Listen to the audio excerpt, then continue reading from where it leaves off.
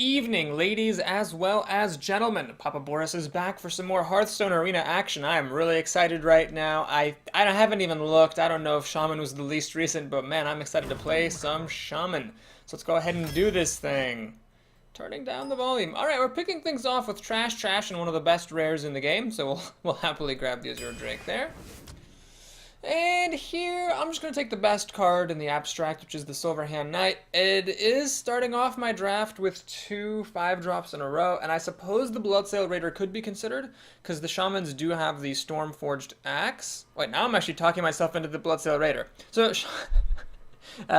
Shamans do have a Bloodforged Axe, or the Stormforged Axe. No, not the Bloodforged. That would be like an axe for Gul'dan. No, Shamans have the Stormforged Axe, which is a 2/3 with Overload 1 for 2 mana. That would make this a 4/3 for 2 mana. And I don't really want to start my draft with 2 5-drops in a row. If I never see that axe, then this is just going to be a 2/3 for 2, which isn't the end of the world. You know what? Okay, this is probably the best card in the abstract, but since we just started with the 5-drop and it's the second pick of the draft, let's keep our options a little bit more open and grab the Bloodsail Raider there. Okay, so here I think it's a very easy call. I'm going to take the Unbound Elemental. As I've said before, a 2/4 for 3 mana is very hard to come by in Hearthstone, and even if you never play any Overload cards, I'm totally happy to have this. If you play even one, it becomes amazingly good. Alright, well I will take every fire elemental that I see, almost no exceptions. This thing is just brokenly good, and I think that if Shamans ever stop being under the radar, this is going to be the first card up on the nerfing block. Actually, looking at some stats recently that I mentioned in my last video, it seems like Shamans actually do perform very well, both in Arena and Constructed, so it's only a matter of time before people start getting stop getting razzle-bedazzled by mages and priests, and start to look at how good Shamans are, and then this card is going to get nerfed. In the meantime, though, it's not up for the chopping block yet. No changes to Shaman have so far been announced, so we'll just be happy to take every one of those that we see. Alright, well here we have some mediocre 1-drop stuff. We'll take Frost Shock. This is not my favorite removal spell, to be honest, but sometimes you just do need to deal 1 damage to something, and it's nice. Sometimes you can bide some time and freeze something. And if you get lucky and flip a Spell Power Totem, then this actually deals 2 damage for 1 mana, in which case it is totally fine. So I'll be glad to take that up there. Oh my god! Oh god, this is bad. This is one of the worst packs I have ever seen. Jesus. Well, I'm gonna take the Wisp. I don't want to clog my 6-drops with this thing. It's just, God, it's just not good. It's got the stats of a 4-mana creature, and the Battle Cry, man, if you could heal a different creature with it, maybe then I would consider it, but God, I just can't stomach that thing. I'd rather have a totally dead card like than the terrible 6-drop. So we'll take the Wisp. This has a couple of applications. One, it can make your Frostwolf Warlord bigger. It can make your Sea Giant easier to play if you're lucky to get any of those cards, of course. If you're not up against a Major Rogue or a Druid, you could actually play it potentially. Oh my god, that is terrible. Well, here man, I would have taken the Argent Squire over any one of those 3 cards, but here we'll take Ascension Shieldmaster. So got the quite perfect mana curve here. Alright, Cult Master's great for card draw, so we'll take that up. And, oh man, this is a tough call. So we have the Premier 4-drop and a Premier 6-drop. Which is more important? I think the 4-drop's more important. It comes down earlier, and Shamans have more fire elementals, so I don't mind keeping my higher cost slots reserved. Okay, Ravenhold Assassin I really dislike, so I could take this guy or the Feral Spirit. The Feral Spirits are a lot less touchy. Like, the Abomination is weird, you know, it kills your own stuff. This is Overload, sure, but it's just an amazing amount of power and toughness for the price, so I'm going to be happy to pick that up right there. Oh my god, what is up with this draft? Dragonlane Mechanic is really not something I'm very fond of. It goes nicely with the Cult Master, though, if you play the Cult Master a turn later. I guess let's take a look. I already have 3 4-drops. God darn it. I guess we'll take another 2-drop, even though it is a generic one. Okay, well, the Grizzly is nice, but I do want to grab one of these 4-drops. I think it's important to have some silence, so I'll take that here, even though it means passing up on Ascension. Hex. Okay, Hex is a card you definitely want to take as Shaman. Not like every one that you see, but it's good to have, because otherwise Shamans really can't deal with anything that has more than like 3 health with all their bevy of removal spells, so Hex is your 1-click kill card of choice. I don't want to spike my 4-mana curve anymore, so we'll take another Unbound Elemental here. And Lightning Bolt is a good removal. These cards are fine, but Lightning Bolt is very nice removal, so we'll take it up. Aha! Here we'll take our Boulder Fist Ogre. It's very nice. I don't like playing with 2 Cult Masters. It feels greedy to me. Rockbiter Weapon is great removal. We'll grab that. And here I could take another. I have another chance to take Silverhand Knight. I ended up with, well, just the Azure Drake, so I still don't have any more 5-drops. Now, the Ooze isn't out against weapons, but I've already got 2 2-drops, so we'll just play without the out, and we'll take the Silverhand Knight there. Ah, Frostwolf Warlord. Well, since I already took a Silence pretty aggressively, I don't need this Owl, and the Nightblade's unplayable garbage. This works nicely with the, Oh, no, I ended up not taking the Mechanic, huh? Well, this works kind of nicely with the Wisp. You can, if you're holding the Wisp in your hand because you're not playing, because it's just terrible to put it onto the board, you can drop it down and make your Frostwolf Warlord bigger. So I will take the Frostwolf Warlord. Plus, of course, Shamans are just naturally good with the Frostwolf Warlord. Wow! Okay, we had the worst pick I've ever seen, and here we have the best. Yeah, this is the best pack I've ever seen. The worst and the best. In the same draft. Not only are we getting an epic here, we're getting really the 3 best epics in the game, I think. So these are the 2 Shaman epics, and they're both spectacular. The Sea Giant though is just great. I mean, it's an 8/8 that's quite playable. So the Earth Elemental, you can always play it on turn 5 regardless of what's happening onto the board. It's unlikely that on turn 5 there will be 3 creatures or 5 creatures making the Sea Giant playable for 5 mana. It does have the Overload though, which the Sea Giant doesn't. So man, it's a really tough call. I mean, it's also got the Taunt, so your opponent can't even race you. I'd say that the Earth Elemental is better than the Sea Giant in general. Now the Doomhammer is worthy of consideration. So you can kill a lot of stuff with it, but we actually have seen videos on this channel where enemy shamans playing Doomhammer actually killed themselves with it. So even though this is a bit risky because it gets killed by Big Game Hunter and they can always be polymorphed and hexed or whatever, leaving you with a ton of overload, I think this is probably the best card here. Now the Doomhammer has a little bit of an edge. It is actually helping this Bloodsail Raider, although making a choice for that sake seems a little bit silly. God, this is one of the toughest choices I've ever had to make. Okay, we'll remove the Sea Giant from exclusion. I think I've definitely never seen a pack where it was an epic pick and the Sea Giant was at the bottom. It may not be. I might even be totally wrong about that. Maybe that is the card to take here. But I'm gonna grab the Earth Elemental. It's just such a great top deck later in the game. On turn 5, it's like a do or die for your opponent. Like either they get rid of it and the game keeps going, or they don't and then they lose. The Doomhammer is very good if you're like ahead, but if you're behind, it actually doesn't do much for you. So we'll grab the Earth Elemental there. But man, that was hard. Okay, Fire Elemental, because you always take Fire Elementals. What is going on with this draft? Oh my god, that is the worst. God damn, this is terrible. Magma Rage is just unplayable. There's way too many mages around. I don't want this to be a 3-mana dead card against mages, because mages can just kill it. The Totemic Might, I really don't think is any good at all. I guess we'll take Wind Fury. Boy, am I not excited about that, though. Here we have some mediocre cards. I'll grab a Bloodlust. It's nice to have one of these in the deck.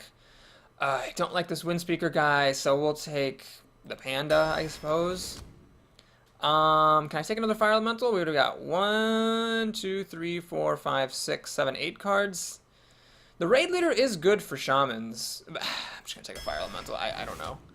Okay, so I think now our curve is too high to take Stormwind Champion, unfortunately. This is too much. 1, 2, 3, 4, 5, 6, 7, 8 cards at 5 mana or more. Now, a lot of them are 5, but this is a very heavy curve.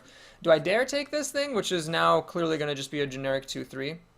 Or do I go for the gold, go for the glory? Well, what do I have by way of disruption? So I've got Froststroke, which doesn't really kill much. So really Lightning Bolt and Rockbiter Weapon. We have 3 2-drop creatures. At 3 mana, we've got the Spirit and the Hex, which is nice, and some decent 4-drops, the Yeti and the Senjin. Not a whole lot, though. I mean, not that much disruption. I don't think I can take this thing. Yeah, I mean, really, with the Ogre, the 3 Elementals, the Earth Elemental, and the Warlord, I feel like I should be fine for late game. I guess we're just going to take this for curve reasons. Alright, card draw is nice. That's good to take. Fort Lightning, I'll be happy to take that up. I don't want to add another 5-mana card to my deck. Well, I think another Acolyte of Pain is maybe a little bit passive, so we'll take another Panda. And actually, this is fine. Injured Blade Master, deal 4 damage to himself, so it's a 4/3 for 3 mana. And if you get him out with a Healing Totem, he actually does get healed up. The other stuff is just not really playable. Okay, well, this draft, it was the best of times, it was the worst of times. There were 2 ungodly awful common picks, but there was also the really amazing epic pick. Now here's the thing, you can't really get star-studded. Like, yes, it was a really amazing pick, but at the end of the day, I'm only getting one good card out of it, so the fact that there were 2 other amazing cards in the same pack doesn't really help me that much. I will probably not know. I will probably go to the grave not knowing whether that was the right call. Earth Elemental versus Sea Giant versus Doomhammer.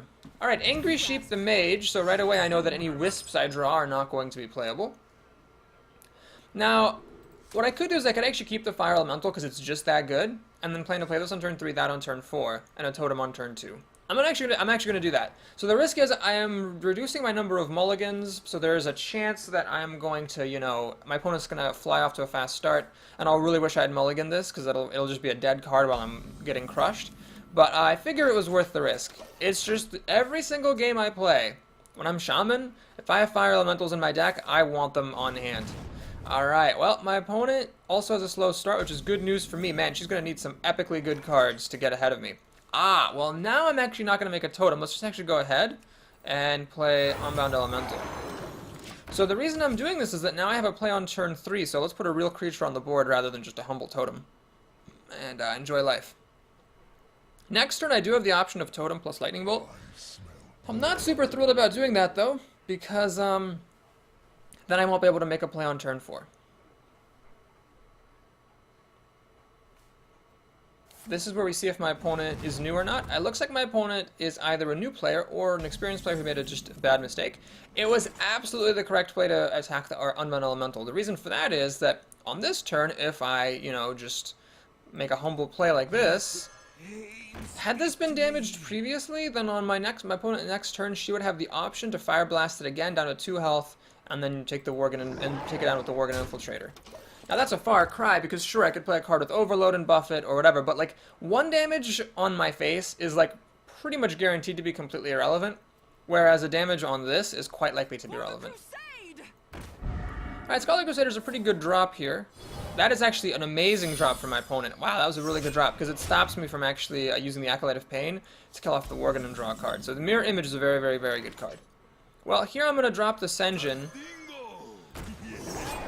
and get to work on these mirror images. So if my opponent has like a Frostbolt, she can pop the Divine Shield against the Senjin and use the Frostbolt to finish this off. She's going to Frostbolt my face. What? Oh god.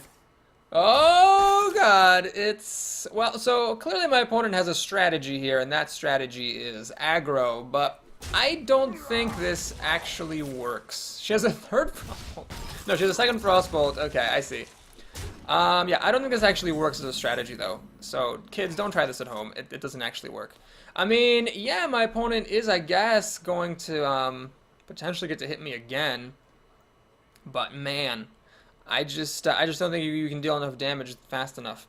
So I could use more Taunt, given that my opponent is going for this crazy balls-to-the-walls thing. Let's go ahead, and this Mirror Image is really good, too, because it, stops me from killing off the Scarlet Crusader. So here's what we're going to do. I'm going to finish off the Mirror Image with that, so that I can run my Acolyte here and draw a card, popping the Divine Shield. Rockbiter Weapon. Okay, well, so let's see. If I use Rockbiter Weapon, I can't actually attack because I'm frozen, so that probably wouldn't be a good idea. What we'll do is we'll just play our biggest creature here. Yeah, well, we'll do the Chillwind Yeti. I could have also done this Unbound Elemental so that when I Lightning Bolt the Scarlet Crusader, it would grow. But it would then still only be a 3/5 versus the Chillwind Yeti's 4/5. So it's a bit sad that I'm overloaded because now I can't play the Fire Elemental on the next turn. But with these 2 giant creatures, I should be fine. Especially given how my opponent is playing, which is to say badly. Alright, well, so yeah, this is about to go all the way bad for my opponent here. Let's just go ahead and make a totem. See what we get. Spell damage is not relevant just yet. We'll play this guy. Ah, I see. Well, that is a-okay by me. We'll just kill that thing, and we'll call it a day. So yeah, for my opponent to be able to deal 6 damage to me, she'd have to get some amazingly good cards. I mean, in theory, yeah, she could win. She could play like a Fireball, and then she could, you know, top deck a Pyroblast. But it's just, it's not a very likely to be successful strategy. Alright, Frost Shock is nifty. We don't need it, though, because we have Fire Elemental! Kaboosh. Yep, let's go ahead and kill off the mirror images with our weakest hitting creatures. Swing. I don't need to do anything else, so we'll pass the turn. Even if my opponent is holding on to 2 fireballs, she'll only be able to take me down to 2 health. And the odds of her winning then are very unlikely. She is continuing to go for broke here. I think this mage thinks that she's a hunter. Alrighty, well, let's think. I could, of course, freeze this thing, but the issue with that is that there's a chance my opponent could actually silence it and attack. I don't really want that to happen. So what I'm going to do is, let's just keep it simple. We're going to play the another Fire Elemental. Kill this thing off. Totem. Swing. Now the reason I'm being very cavalier about playing out all my creatures against a mage is twofold. Number one, if she actually flame strikes, one of these guys will live. Number two, I have so many more cards than she does, I don't even care how many cards she kills with a flame strike. It just makes no difference to me. 2 fireballs will still not kill me, and she should be dead next turn. Angry Sheep. That is a very good name for a mage. Fireball. Alright, that is 1 fireball. It's not going at my face. Argent Squire is not really relevant. Let's take a quick look. I think I could actually win this turn. Let's see. So I could play Feral Spirit, will buff this guy. So this is like 3, 4, 8, 14, 15. Yep, there's enough. Just in case I'm doing arithmetic errors. So this was a very educational game. My opponent seems to have been a new player who tried to play quote-unquote aggressively, but the thing about Hearthstone is that, unlike in Magic, burn decks are not really viable.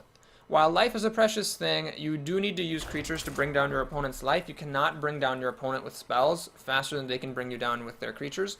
So what you have to do is you need to, in the early game, send your spells at your opponent's creatures so that you can get those creatures to die.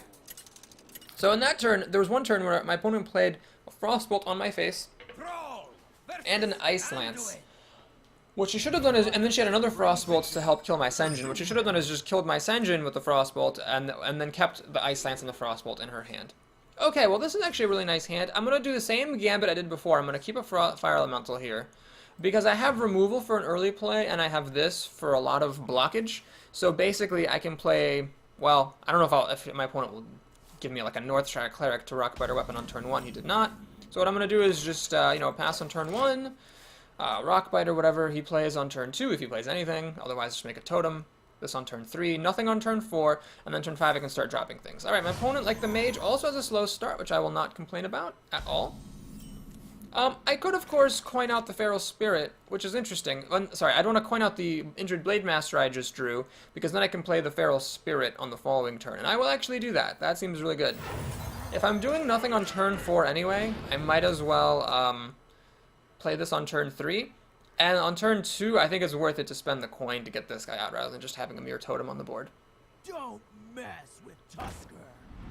Alright, so Tusker here will be able to, or would have been able to kill off my Injured Blade Master with the help of a little piglet. However, here I'm just going to go ahead and kill that thing, and the piglet cannot kill my 4/1 Blade Master because it is hiding behind 2 wolves. Now at turn 4, I can actually make another totem, so the overload isn't hurting me that much. And if my opponent allows me, I'm just going to use my Blade Master to kill his. Ah, he's got a heal for it. Ah, Power Word Shield. Very nice, sir. Very nice. Alright, so I can't quite kill it, unfortunately. Well, let's see. I could use Rockbiter Weapon and with the help of that kill it, but that's just a 2-for-1. I don't really like that plan. What we'll do instead is make a totem, see what we get. Spell damage. Alright. I will actually just play it safe. And the reason I'm doing this, I'm essentially 1.5ing myself, because I spent half of a card plus a card to kill off his Blade Master, is I've got such an amazing endgame coming up here that I really just am not that worried about trading creatures off like that. It's totally fine by me. Okay, so I have my Fire Elemental army. They do like to follow me around. We'll just put this down. This seems like a good way to use my time. And I don't really want to run into that. So, because if I run this in, he could also then kill my Silverhand Knight. By contrast, if he runs into my Spirit Wolf himself, he'll have to heal it in order to stop my Squire from being able to kill it. He also has Squire attend me very well. And it leaves him without enough mana to heal this thing, so I can actually get a little bit of value here. And kill this thing off. Now, I have to be careful here. I drew a Cult Master. This is worth consideration. So I can play Cult Master, run this in, draw a card, run that in, draw a card. Rockbiter Weapon, kill that thing. I could even Rockbiter Weapon on my spell damage totem and draw a card, but I'd actually rather keep the totem. Yeah, I think this is actually worth it. This just gives me such massive card advantage that If you insist. I don't even mind getting rid of all this stuff, because basically now I have my army of 6-drops. My opponent's going to need some really epic shenanigans. Yeah, I don't need any more cards. So I'd rather have the totem at this point than the card. We'll kill that off. And okay, so my opponent's up to 7 mana. And yeah, I've got all these great things. Even if he has a mind control, I think I should still be okay with all these fire elementals. Wow, well that's a pretty good card. Yeah, it's a really good card. So if I play Fire Elemental, I could deal 3 damage to this. Then unfortunately, this is only 7 total damage, so I can't quite do it. What I could do, though, is I could play Bloodlust, and then, these two would then be enough to kill that thing, and I draw a card off of one of them, and then I make a totem for my turn. Another option is just to say, screw you. I could play the Totemic Call, make a totem, make a Frostwolf Warlord. It'd be a 7/7. Well, it's not good enough, is it? Yeah, I guess we'll use the Bloodlust here. This is sort of a defensive Bloodlust. So we'll do that. Draw a card. God, that Cult Master was really quite good there. And yeah, I'm just going to go ahead and do this. Make a totem. So I have just a mass of really good creatures. If my opponent also has a mass of really good creatures, which I suppose is possible, then he might come out ahead. But I feel like I've just got to be fine here, given how amazing all my drops are. Alright, well this is actually a really good pair of 4-drops for my opponent. That is a fact. I could actually play this Crocolisk and a Frostwolf Warlord. It'd be a 6/6. I could also play this, which would be a 6/5, and the Crocolisk as well, and deal some damage. Yeah, we'll actually do this. So, I'll do this thing, Fire Elemental, and I'm hitting the Light Spawn because that will make it hit less hard. Now, of course, my opponent being a priest can heal this back up, but still, I'd like this to be as low as it can be. He's going to Holy Smite my totem, which is an interesting choice. He's going to play the Lord to block things up. Man, he's got good cards. There's no question about it. My opponent has good cards. Okay, luckily his Senjin got left at 3 health, so Fire Elemental number 2 seems good here. I will go ahead and do this trade, I think. Well, I could Hex it. I think I want to save the Hex, though, in case he Mind Controls, so we'll do that. Now, I could play an Unbound Elemental, but the problem is my opponent could then heal this up. Well, even without healing it up, he can just kill the Unbound Elemental. So I'm not super keen, but then I guess Fire Elemental number 3 would then finish this off. Is it worth that over making a totem? Yeah, I have so many cards. Let's just play them. I mean, my opponent has 4 cards. I'm holding 6, and I have the board advantage at the moment. Let's just play out all my cards. I really feel like if I just keep mashing stuff onto the board, I have to come out ahead. The gates are open. Wow, it's got another big guy. He's got a lot of endgame. Ah, and the Cult Master. Well, fair play. That's fair play. So, here's my Earth Elemental. I could play it and Frostwolf Warlord. Or I could play Fire Elemental number 3, kill off the Cult Master. And then, just play a Chillwind Yeti and trade there. Yeah, we'll do that. That seems fine.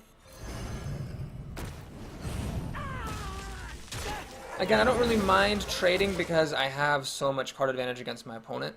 So even if he Mind Controls, I don't really care. I just Hex, kill it, drop an Earth Elemental, and I'm fine. He's got a 3rd Lord of the Arena. Dear Jesus.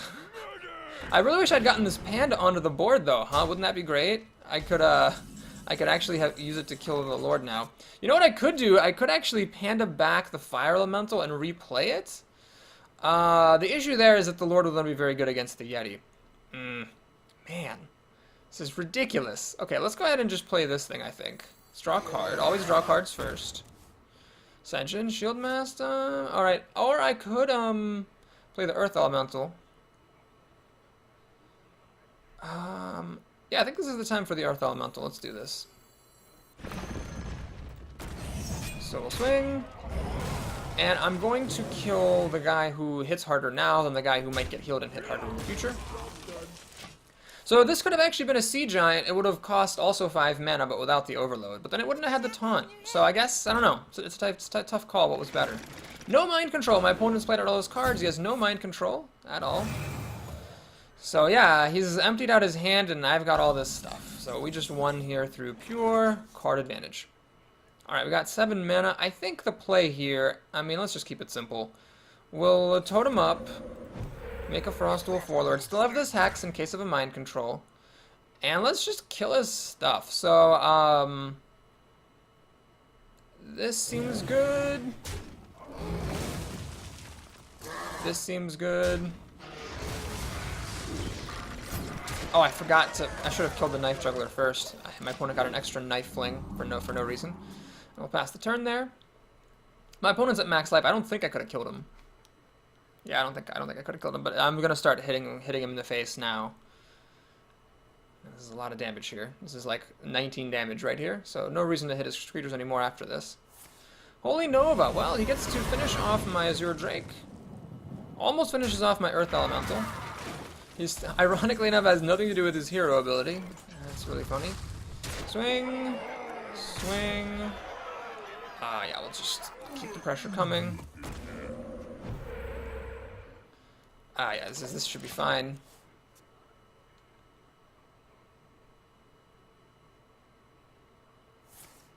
Got a Thought Steal. All my fire elementals have come and gone, so he does not get to steal any of those. Drink with me, The Panda, oh, that's a bit of a whiff of a Thought Steal, and Forked Lightning.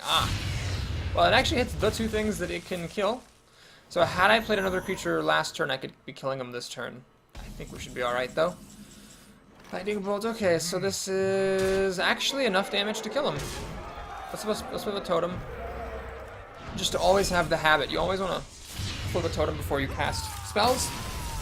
Just in case you get the spell damage one and can do some extra damage with it. So that was a good game. Wow.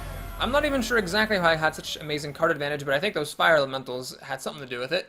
And oh, the Cult Master also. It was so the Cult Master. I'm really glad I drew this card. I picked this card out. I forget. It was something else I could have taken over at some other like good thing. But you can see there why Cult Master's so nice. If you draw it late in the game and you already have creatures on the board, you can just trade off like a normal person, but then end up with extra cards compared to your opponent. So this is an amazing start to the Shaman deck. Man, Shamans are just so good. I hope you enjoyed it. If you did, please like and or subscribe. And if you'd like to see the rest of the games, well then please stick around because they're going to be coming up soon. I'll see you then.